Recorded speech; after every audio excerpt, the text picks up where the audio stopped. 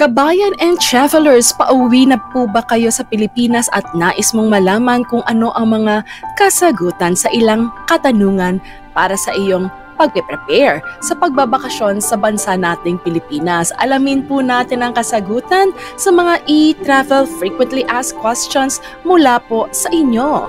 Watch this video and find out!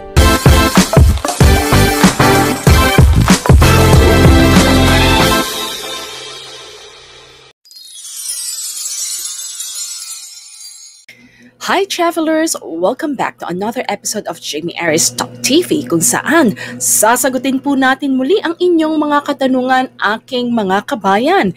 At syempre, sa lahat po ng ating mga subscribers, welcome back! At sa lahat po ng hindi pa nakakapag-subscribe sa ating channel, iniimbitahan ko po kayo na i-click na po yung subscribe button at notification bell so that you'll get updated every time may bago po tayong mga videos. Ngayon, sagutin po natin ang ilang mga katanungan ninyo regarding e-travel. It's November 2023 and I believe excited na po ang marami sa inyo sa pagbabakasyon. Mula kay Fe, sabi niya po, hello po, ask ko lang po kung Philippine passport holder. Buti po pero may temporary permanent ID sa ibang bansa. Ano po ba dapat ang ilagay sa permanent address? Yung sa ibang bansa or sa Philippines? At pwede po ba sa cellphone number na gamit? Sa ibang bansa ang ilagay sa contact number. Now, hi Fe, kamusta ka na? And simply, I'm so happy dahil ikaw ay malapit nang umuwi sa Pilipinas. Sagutin natin ang iyong mga katanungan. Unang-una, ang tanong mo, ikaw ay Philippine passport holder at merong temporary permanent ID sa ibang bansa. How long have you been staying ba sa ibang bansa? Ngayon, kung diyan ka talaga nakatira at this point in time, at soon, mai-issue naman ang iyong permanent ID, then you can actually, i-indicate mo, i-type mo yung address mo sa ibang bansa bilang permanent address. Pero kung talaga, kasi sabi mo at this point in time, Philippine passport holder ka pa din naman, so kung sa Pilipinas talaga yung talagang permanent na tirahan mo, then Philippine address ang iyong ilalagay. Pero again, everyone, when we talk about permanent address, usually nakabase ito doon sa pasaporte, kung ano ang meron ka. Unless na halimbawa, meron kang pamilya, like asawa, doon sa ibang bansa na ang nationality niya, talaga doon sa ibang bansa at in process pa lang yung iyong change of passport. So again, to answer Fe, since may temporary permanent ID ka, so it means na nakatira ka talaga at nagtatrabaho dyan sa ibang bansa, maari mong ilagay yung address mo dyan sa ibang bansa as permanent address. Pero sa mga travelers natin na wala kayong permanent ID sa ibang bansa, walang residence ID, so ang permanent address nyo pa rin ay Pilipinas kasi Philippine passport holder po kayo. Yan. At second question ni Fe, cellphone number. Ang cellphone number ay pwede nyong ilagay ang Philippine cellphone number ninyo or great news, pwede na rin po ngayon. Kung ang number nyo lang ay mula sa ibang bansa at wala kayong Philippine number, wala kayong Philippine mobile number, then pwede po yan. Hanapin nyo lang po yung area, country code ng inyong bansa. Halimbawa, UAE, and then lalabas po yun doon and then you can select the number of your mobile number from the foreign country.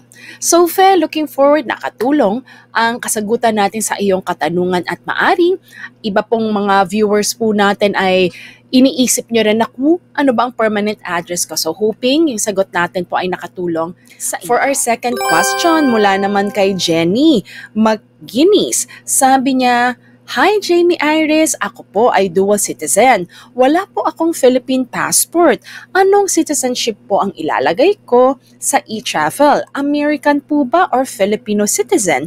At ano po bang ilalagay kong permanent address? US po ba or ang address ko sa Pilipinas? Maraming salamat po and may God bless you always. Hi Jenny, kamusta na? Kailan bang uwi mo sa Pilipinas? I understand na ikaw ay dual citizen pero wala ka pang pasaporte ng Philippines or wala kang Philippine passport. Ang tanong, sa pag-uwi mo dito sa Pilipinas, since hindi mo nabanggit yung date, ikaw ba ay makakapag-request na ng Philippine passport at ito ba ay mapaprocess in time before you actually arrive in the Philippines? If yes, at may pasaporte ka ng Philippines, then you can actually use the Philippine passport. Pero kung sakasakaling palipad ka na ng Pilipinas at kayo din mga kabayan, palipad na kayo ng Pilipinas, same situation as Jenny McGuinness, pero wala pa po kayong Philippine passport, then you can actually use your American passport or foreign passport to enter the Philippines. At syempre, since ang gagamitin nyo na pasaporte pag-enter ng Philippines ay yung American passport or yung foreign passport niyo, ang ilalagay po ninyo na citizenship doon sa e-travel at lahat ng other information ay dapat pareho sa inyong pasaporte na gagamitin pagpasok or pag-enter, pag-arrive sa Pilipinas. So that will be American citizen for Jenny. And then Jenny, you're also asking kung anong permanent address mo. Since ang gagamitin mo ay American passport to enter the Philippines, please use your permanent address in the USA. Ayan. So, looking forward na nakatulong ang ating kasagutan sa iyong katanungan regarding e-travel, ang iyong pasaporte at kung anong citizenship at address ang gagamitin mo once na nagbakasyon ka sa Pilipinas. You are most welcome and may God bless you too, Jenny. Mula naman kay Heidi, Eva Nando, sabi po niya, Miss Jamie, Iris, dual citizen po ako. Still, no Philippine passport, but I have a certificate of Philippine citizenship. So what will I write? Okay, hi Heidi, kamusta ka na? Kung sakasakali ikaw ay uuwi ng Pilipinas, ang tanong ko katulad nung nabanggit natin kay Jenny, since wala ka pang Philippine passport at this point in time at ang maaring meron ka ay yung foreign passport mo, then make sure na yung citizenship na gagamitin mo sa e-travel ay yung citizenship kung ano yung pasaporte na gagamitin mo pauwi ng Pilipinas. Ayan. So, may you have a pleasant flight sa pag-uwi mo sa Pilipinas at ma-enjoy mo ang iyong vacation. Mula naman kay Cecile Villafuerte, sabi niya, hello po Miss Jamie, ask ko lang po, paano po ba kung wala pang date of return? Dahil magtatagal po ang bakasyon ko sa Pilipinas. Sana po mapansin ninyo, next month na po ang uwi namin. Hi Cecil, kamusta na? I believe na very excited kayong pamilya dahil December ang inyong uwi dito sa ating bansa. Ganito, I understand your situation na wala ka pang date pabalik sa ibang bansa. Ang tanong ko muna sa iyo, ano bang pasaporte ang gagamitin mo o ninyo as a family? Kung Philippine passport ito, okay lang kahit wala pang return date. At this point in time sa ticket kasi inaalaw naman na walang return ticket kung Philippine passport holder upon arrival. Pero kung sakasakali naman foreign passport ang inyong gagamitin at kayo naman ay former Filipino, dali nyo lang yung old Philippine passport ninyo or kaya birth certificate para at least maialaw kayo na walang return ticket sa pagdating nyo sa Pilipinas. Pero, regarding your question about e-travel sa return date, kasi yung system natin ngayon, as you have seen, kung Philippine passport kasi, eto, ipakita ko sa inyo ha, kung Philippine passport kasi, ngayon, nagre-require sila ng date of return kung ang purpose nyo sa pagdating sa Pilipinas ay holiday, pleasure, vacation at babalik pa kayo sa ibang bansa.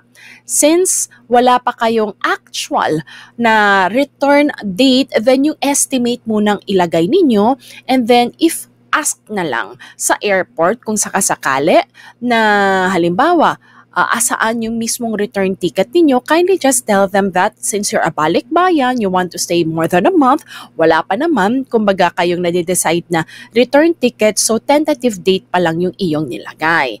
Yun muna kasi hindi kayo makaka-move forward mga travelers to the next page kung sakasakali wala kayong inilagay na date of return kasi for holiday, pleasure, and vacation yung purpose ng travel ninyo. Yan po.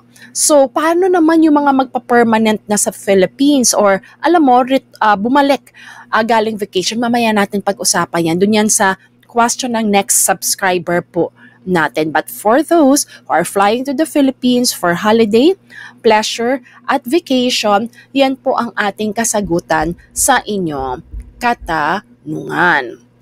So yun Cecil, looking forward na nakatulong ang ating kasagutan sa iyong katanungan. So please ensure na maglagay kayo ng tentative date of return simply because hindi ninyo makukumpleto ang e-travel arrival kung walang return date. Dati-rati kasi mga kabayan, wala naman yung return date for arriving.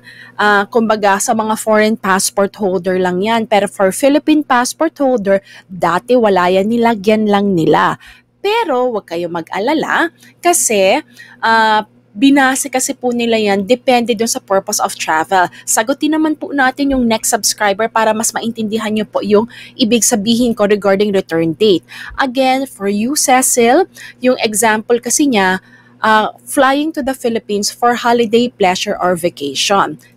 Ayan. Kaya ganito po yung magiging record ng e-travel arrival. Pero, for our next subscriber, kay si Pinky, sabi ni Pinky, paano po kung hindi na babalik? Hindi na po ba kailangan lagyan ng sagot? Yung return date? Hi Pinky, kamusta ka na? Eto, let me share to you ano yung kinakailangan mong kumpletuhin kung ikaw ay permanent na sa Pilipinas o ikaw ay Philippine passport holder at nagbakasyon ka lang sa ibang bansa at hindi ka na ulit aalis upon arrival in the Philippines. So sa mga travelers natin na Philippine passport holder or kaya mga OFWs na permanent na kayo sa Pilipinas, ganito po ang kailangan yung pagko-complete. So, ang kailangan nyo pong ilagay doon sa step number 3, travel details, kapag kayo po ay nagkukumpleto na ng purpose of travel, hindi po holiday, pleasure and vacation ang ilalagay ninyo. Ang piliin po ninyo ay returning resident. Kapag returning resident po ang pinili po ninyo, automatically po hindi na kayo tatanungin kung kailan ang return o return date ninyo sa abroad or sa overseas simply because returning resident kayo. So, yan po yung sagot natin sa inyong katanungan. So, wala na po kayong ilalagay na date. Ang pipiliin nyo lang po ng purpose of travel since permanent na kayo sa Pilipinas ay returning resident. Ayan. So, looking forward na maging hassle-free at very smooth ang inyong flight pauwi ng Pilipinas. May God bless you sa pag-uwi po sa Pilipinas. At mula naman kay Urza, sabi niya, hello, Jamie, I have a question. If I make COVID test on Thursday and I will make my e-travel on Saturday, is it okay? Because nobody works at Friday where I am staying at. Thank you for your reply. Hi, Urza, kamusta ka na? When will you be flying to the Philippines? Now, great news, Urza. Last July 2023, tinanggal na. Okay? The requirement for any COVID-19 testing was already removed upon arrival in the Philippines or upon entry in the Philippines. Anong ibig sabihin nito?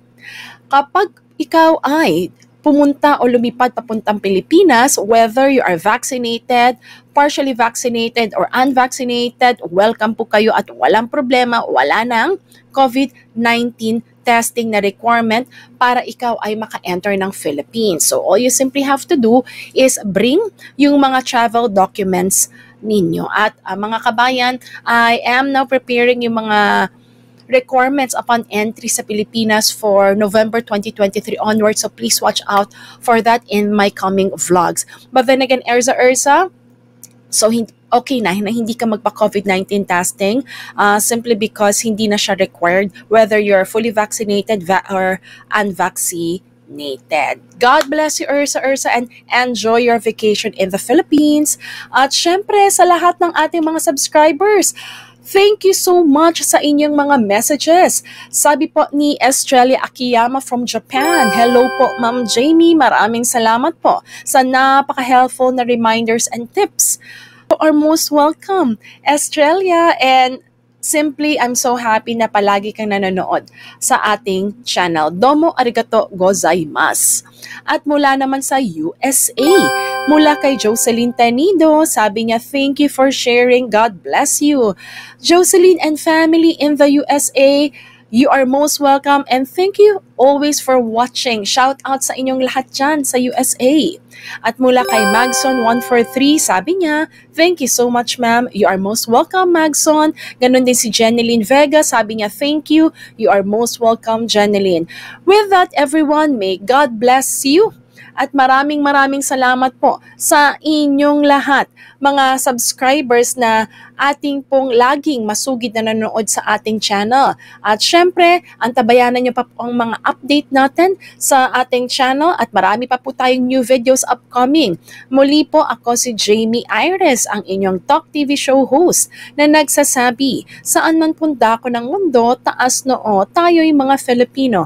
If you find this video helpful and informative, please click like and I'm inviting you to subscribe to my channel, click that notification bell at i-follow nyo na rin po tayo sa Facebook at sa TikTok account. Muli, have a pleasant flight sa lahat po ng ating mga travelers pauwi ng Pilipinas or pabalik na po sa ibang bansa and may God bless you all. See you in my next video.